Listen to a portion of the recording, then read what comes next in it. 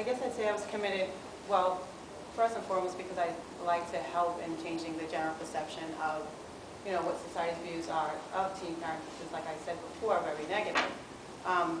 But I've also drawn from my own selfish reasons. I love giving back to people. I love advocating and which is probably what's landed me in my social work career. But it's, for me personally, I'm getting something out of it.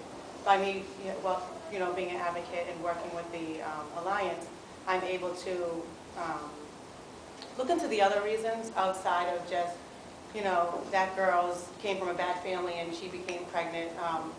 Working on different policies and the work that the Alliance is doing has enabled me to see that there's a whole melting pot of things that really contribute to where we are. We've been working on different projects at the Alliance, and one of them is a policy life map. And it's a way that we've been able to look at the policies that kind of, from birth, have kind of landed us to where we are now. And we never get a chance to look at these reasons, and we're so quick to judge and blame it directly on the girl or the family or her boyfriend and being pressured. But it really starts from such an early age.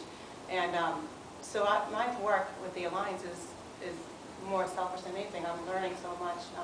And with that being said, I'm able to leave our meetings and say, hey, did you know that, when you were 2, this happened, and maybe that's why, so I'm able to give this information to other teen moms or young families, and not only just in advocating with teen parents, and advocating with just anybody who I work with in my own career. So it's definitely been a great opportunity for me to be a part of the Alliance.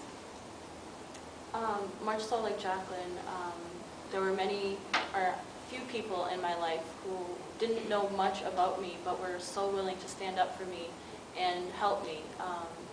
And that meant so much to me to have those people in my life, because I didn't have my family anymore. I didn't have my friends who were growing up, my only support system. Without these few people in my life, I don't know where I would be today.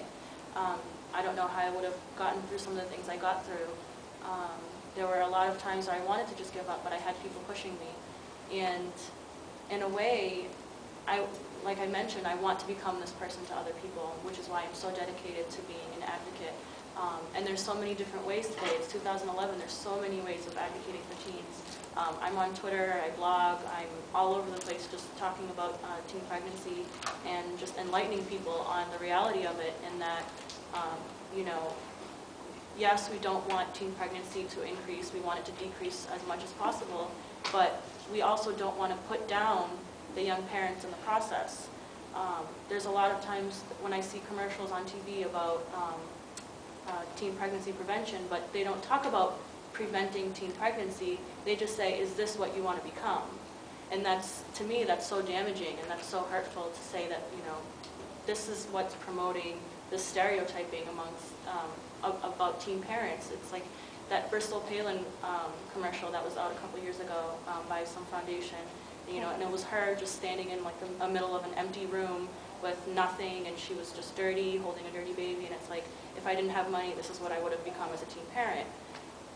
So I feel like while I do want to prevent teen pregnancy, I also want to encourage and empower teens who are already pregnant or parenting to do more with their lives than what they are expected to do, and not just fall into this judgment and stereotype just because that's what society is kind of set up for them.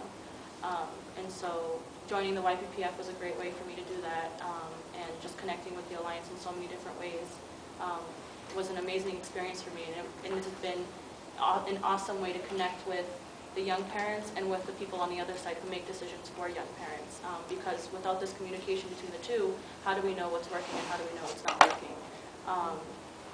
So I don't want any teen parent to feel like their life is determined by these people and they have no say in what is being decided. So I feel like my role and all the other young parents have such important roles, and I feel it's something that I'll do forever. So one question we have is,